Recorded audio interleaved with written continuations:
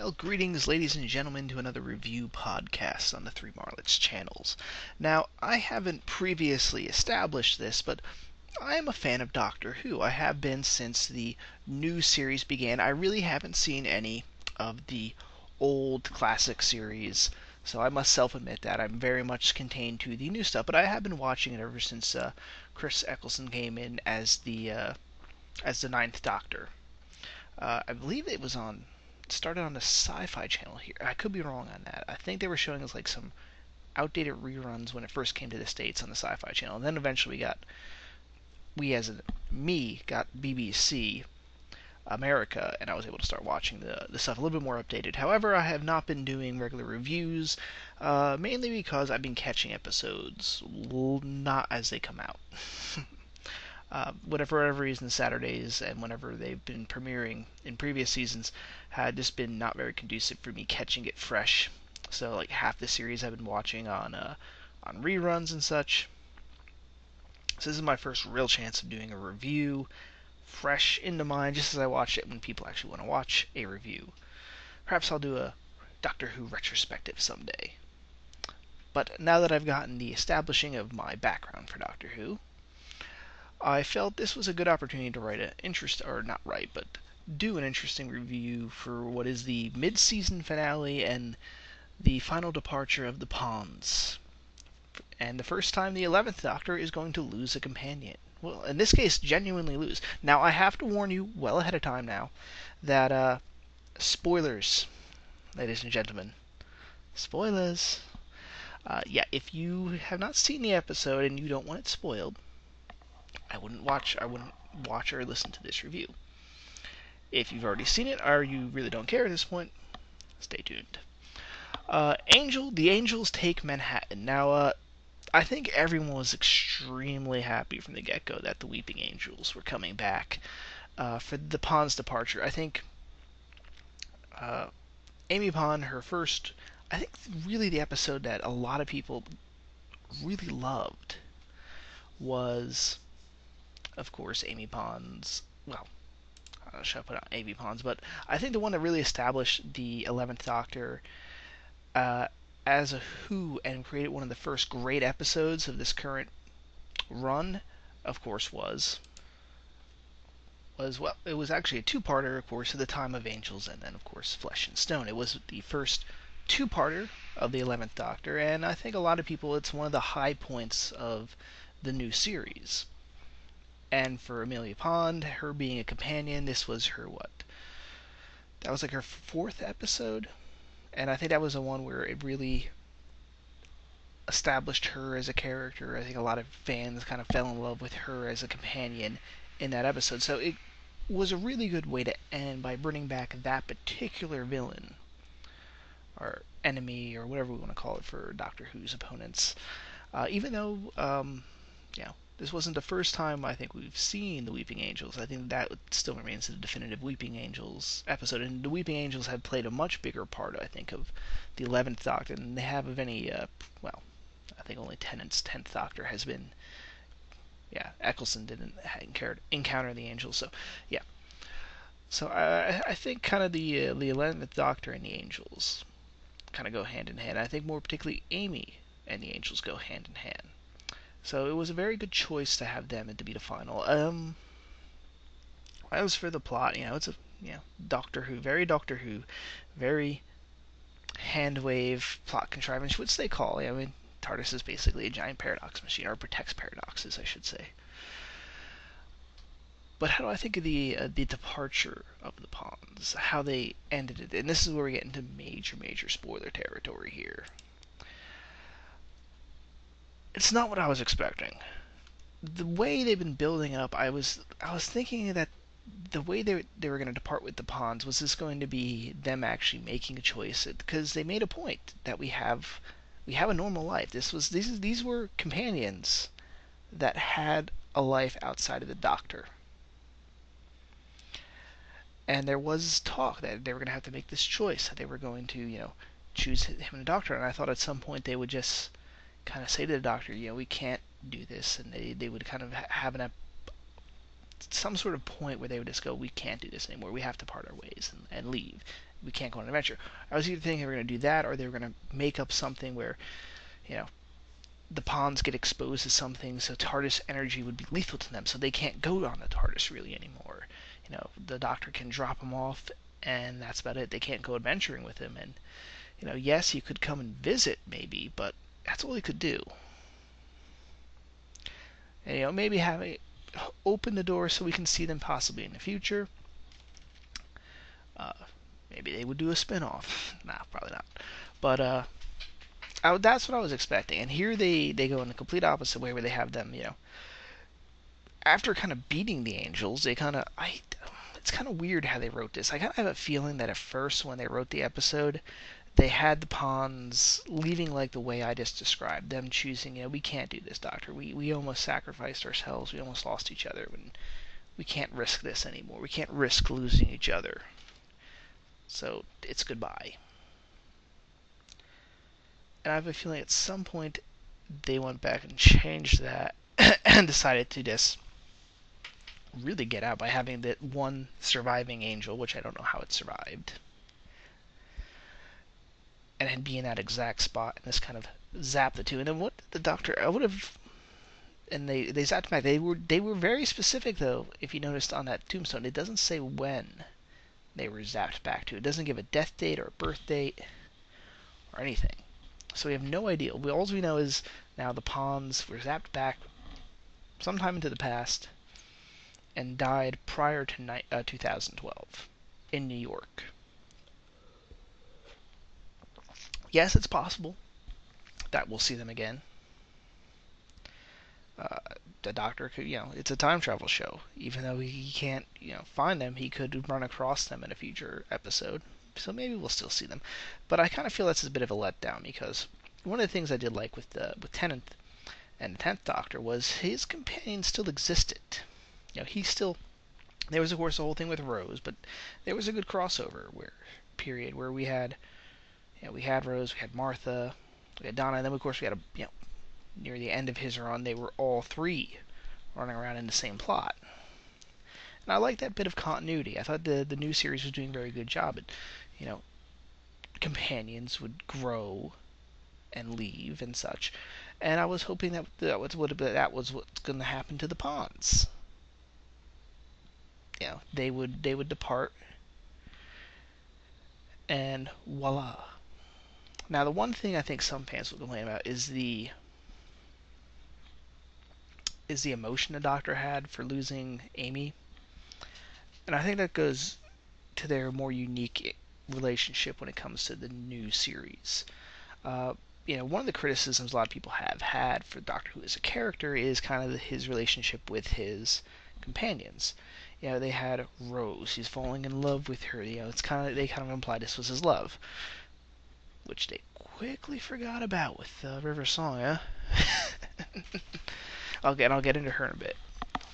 But, you know, they had this whole thing, and then they had Martha, who was supposed to be, you know, she loves the Doctor doesn't realize it, and a lot of the fans were like, this is not Doctor Who. And then they brought in Donna, a bit of an older character, a bit of a more cynical character, who then, of course, the running gag with her is people continued to think they were a couple, and they were quick to go, no, we're not a couple.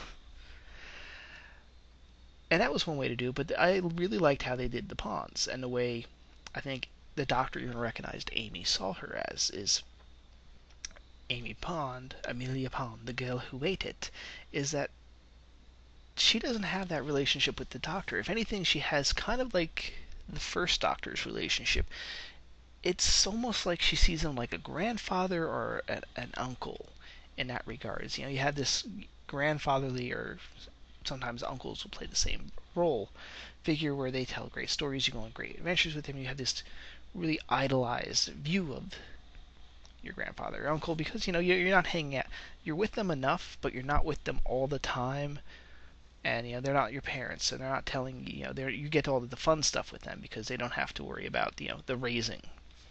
I'm implying this, say, you know, you have other parents, and, you know, yes, some people are completely raised by their grandparents, but, you know, if you don't, you have these, you know, uncles, grandfathers, and they get to do all the fun stuff with you because they've raised their kids. That's how you got here.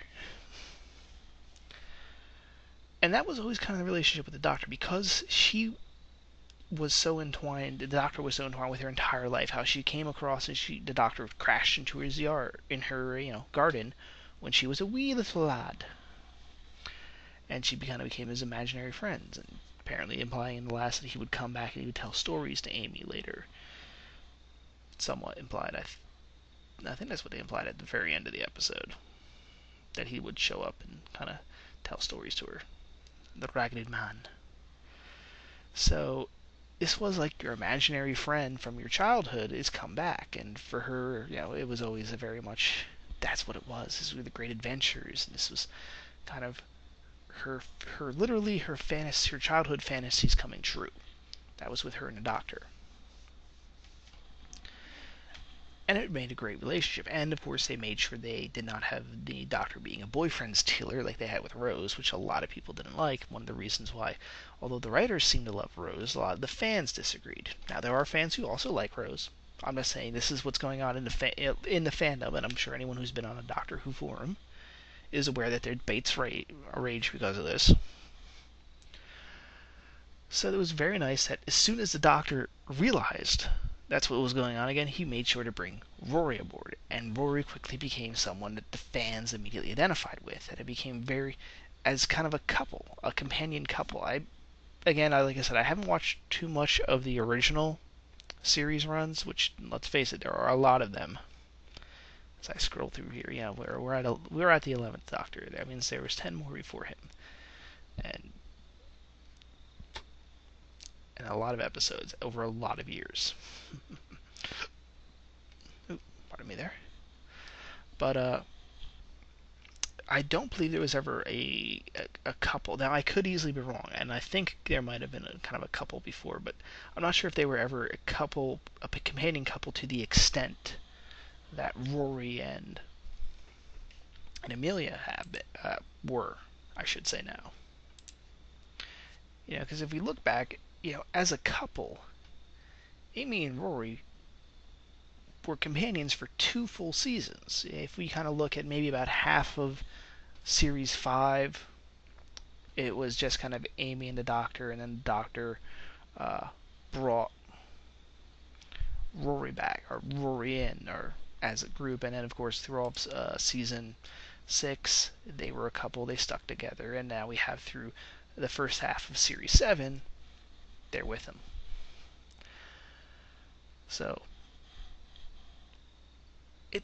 I think it's rather present. I don't think they're going to follow through on that. I don't think they're going to make that a thing now with them being having a companion couple. It was, I think, a unique thing for this series. Although, again, like I said, I'm kind of sad that we don't have now that kind of cross continuity where one companion leaves and another kind of takes over, but we still see the other companion every now and then, like we were previously seeing. And they had done a very good job at figuring out, with Martha. After her experiences with the Doctor, we kind of know she was mature enough to leave, and from that she got recruited to UNIT. Seems like a logical conclusion. She was young, she was trying to start a career as a doctor. Of course, UNIT would quickly offer her a position because of her experiences. And who knows, I actually would, speaking of all that, I would like to see either Donna or Martha run into the Doctor, because he has really had no interactions outside of River Song, who got tied very heavily into the last 2 seasons with our current companions, and the fact that she's their daughter. But I would like for them to eventually have the 11th Doctor run into something. I'm trying to think, actually, was even Captain Jack? Did the 11th Doctor run into Captain Jack? I think he did, but actually now I'm thinking that he didn't. It wasn't God Complex, Closing Times. I'm looking through the episode list right now. I'm trying to recall if he was in any of these. Town Called Murder, Dinosaur, no. Silent of the Daleks. I don't think even Captain Jack had come across him. They should at least bring Captain Jack back. Who's with me on that one? Come on. You agree. Pandora? Was he in Pandorica? No, he certainly wasn't the Lodger. Amy's Choice? No. I'm gonna have to look that up. But I digress, sir. So I really hope maybe they'll take advantage in Series 7 to kind of run across a previous companion. At the very least, for whoever he takes on, to maybe like have them run across him, and then that person will give them some advice. Maybe making Martha. Bring back Unit. I think we all miss Unit.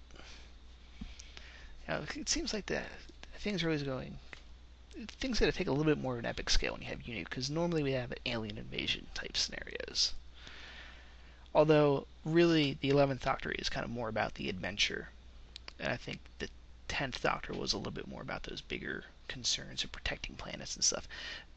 The 11th Doctor, especially more recently, has been about let's stay low, let's go, let's hot, keeping his presence low and just going and having fun adventures. And one of the things with Matt Smith is he continues to be really great at being fascinated by almost everything, which is what I love about the 11th Doctor. It's almost like this is a good comparison, and I heard this somewhere else, so this is not my original ideal, and I forget where I heard it from though, was that somebody said, in a lot of ways, the 10th Doctor is a little bit more of a hipster, in a somewhat negative way. He's kind of trying to be the kind of quirky guy. He's trying to be the quirky guy, while the 11th Doctor is a genuine nerd. He dresses his little fancy, and he thinks everything is cool, and he has that attitude towards him, and it makes him feel more authentic, if you will, as opposed to that hipster artifice. But I digress. Now we're talking about into the general Doctor Who. Back to the Angels Take Manhattan. So we've talked about the good idea of bringing back the Angels as the final one. River Song, because she was there present. It's still a little interesting whether she's going to take over as the companion now, because the Doctor did offer. He's like, come travel with me. And she's like, well, not always. So is he going to get a new companion, or is River Song going to finally take over and be the companion? Now, I know there's a lot of people that don't like River Song. She's called a Mary Sue, and I certainly see that. I have mixed feelings when it comes to River Song. At this point, she's kind of tied in enough. Even though I think it would help the series if we kind of tied her whole spiel up.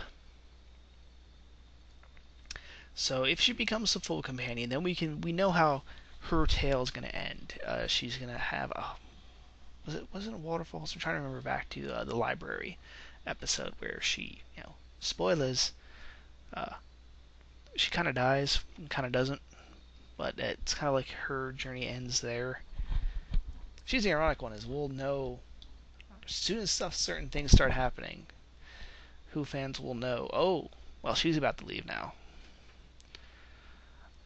Which would make things interesting, the fact that they would just have tied something back how many, years.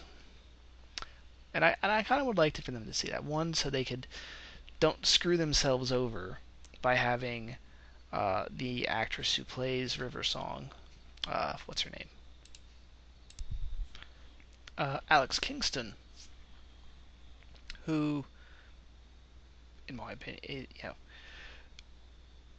we can see her whole arc end, is basically my point here. Sorry, lost my train of thought there. But I think it would be advantageous for them to finally bring forth, wrap that up. It could end a little bit of the debates within the fandom. Oh my god, the Doctor's married. Although I have a feeling if her thing's going to end, it's not going to be till near the end of Matt Smith's run. I don't know how the contracts are working out right now. I'm not sure if it's publicly known whose contracts are what. And that's really, when it comes to writing, that's key. Because when you have certain actors sign on for certain amounts of time, we might have to wait a little bit till Matt Smith's contract is ended. And they might do that all kind of in one. And they certainly have bigger plans nowadays. It seems like they really do flesh this out. I don't think River Song was as big as a plan as she turned out to be.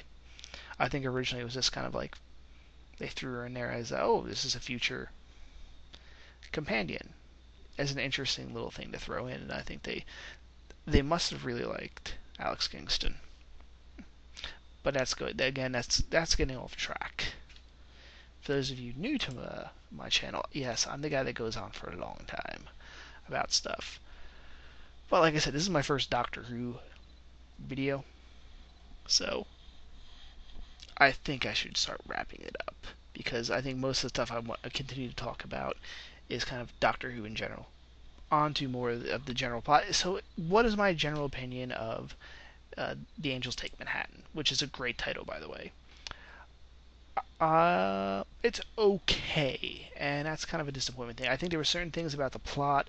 I think if they were going to build up that, yes, this is the final episode, the way that the pawns left should have been a little bit more dramatic. I don't say dramatic. I just feel when they actually ended it, this maybe should have been better if they left on a two-parter. Other times seems like there was either bigger stakes or, I think this is another one if they had just finally said enough, because that seems like that's what they were building to where they were deciding they were going to have to choose between the Doctor and their normal lives. And instead we get something else that seems completely out of nowhere, disappointing, almost kind of like locking them out of Doctor Who now. And I don't think that was a good move. That's what's making it be an okay episode. I also think the Weeping Angels are a little underutilized this time. The rules were a little bit less defined, and they were not really angels. Half of they were just statues now. They should have really restricted it to that. It was just angels, and the little baby angels were fine. They had the baby things. That was fine. I didn't mind them introducing that element of the angels, but they had other statues that were like, they had the Statue of Liberty. It doesn't have wings on it. And I might, if that was just the one, I might have given it a buy, because it's got the robes and stuff. It kind of does. Without the wings, it does kind of look like an angel a bit.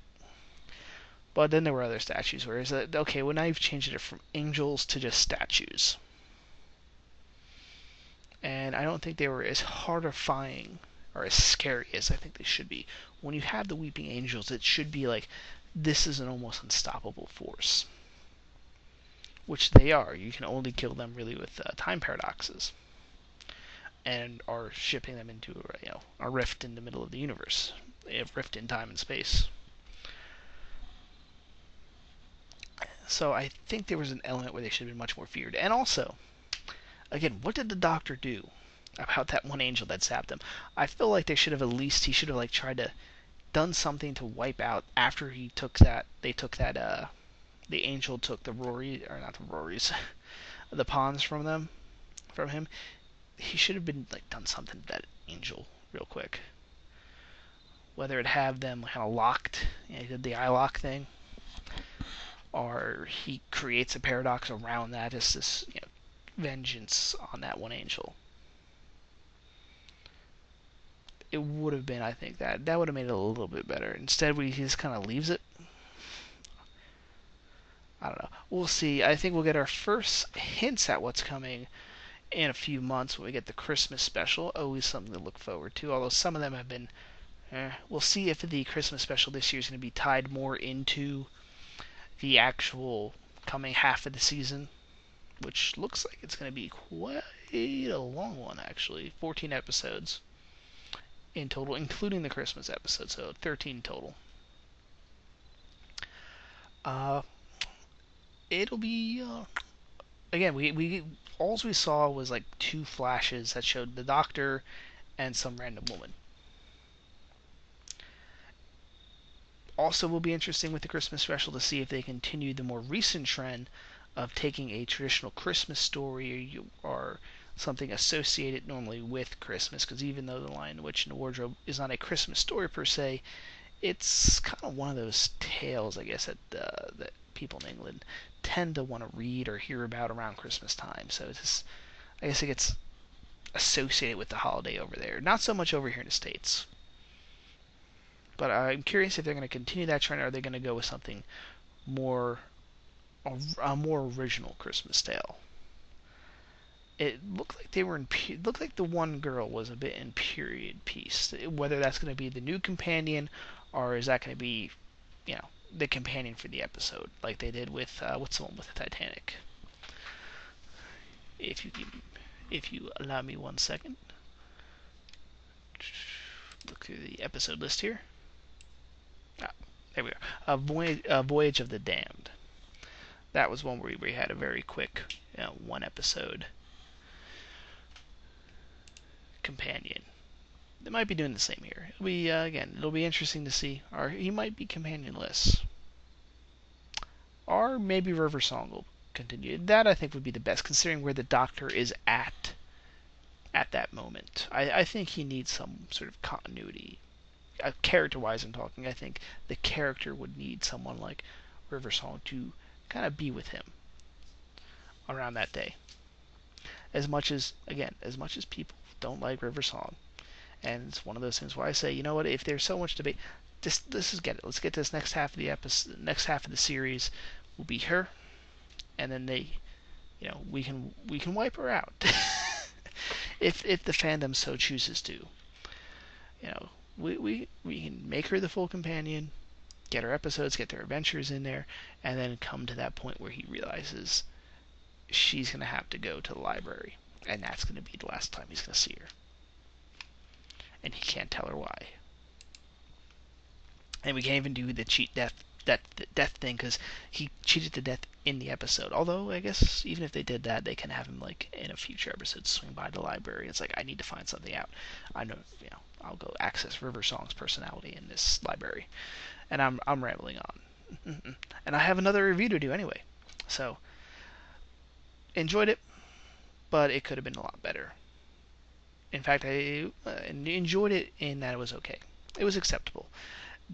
If it was just any other episode, I probably would have said it's a really good episode, but I think as the final farewell to, I think, one of my favorite companions thus far in the new series, disappointing in that regard. So, signing off for now, guys.